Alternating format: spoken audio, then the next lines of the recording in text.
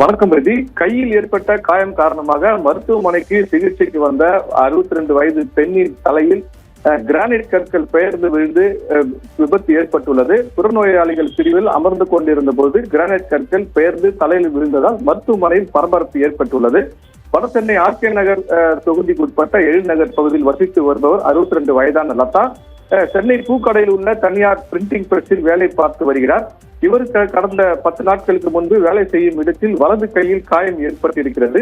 இதன் காரணமாக ஸ்டான்லி அரசு மருத்துவமனையில் அனுமதிக்கப்பட்டிருந்த லதா கடந்த வெள்ளிக்கிழமை அன்று டிஸ்சார்ஜ் செய்யப்பட்டு வீட்டிற்கு திரும்பியிருக்கிறார்.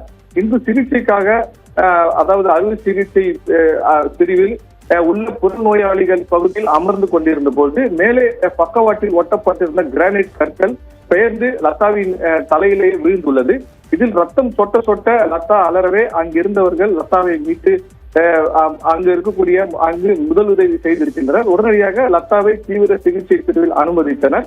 தலையில் ஏற்பட்ட காயத்திற்கு 3 தையல்களும், இடது கையில் தற்போது கல் விழுந்ததில் ஏற்பட்ட காயத்திற்கு 5 தையல்களும் போடப்பட்டு தீவிர சிகிச்சை பிரிவில் அனுமதிக்கப்பட்டுள்ளார்.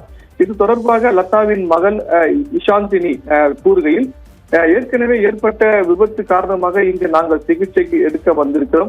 ஆனால் இங்கு வந்தால் மேற்கொண்டு ஒரு விபத்து தனது தாய்க்கு நடந்திருக்கிறது. இதற்கு முழுக்க முழுக்க மருத்துவமனை நிர்வாகமே தான் காரணம் என கூறி காவல் நிலையத்தில் தாம் புகார் அளிப்பதாக கூறியிருக்கிறார்.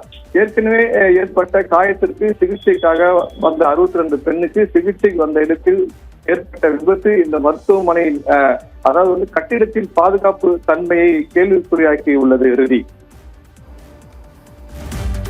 விவரங்களுக்கு நன்றி நவநீத கிருஷ்ணன். ஸ்டான்லி அரசு மருத்துவமனையில் சிகிச்சைக்கு வந்த பெண்ணின் தலையில் டைல்ஸ் கற்கள் பெயர்ந்து விழுந்திருக்கக்கூடிய சம்பவம் பரபரப்பை ஏற்படுத்தியிருக்கிறது. அண்மை செய்தியாக பார்த்தோம்.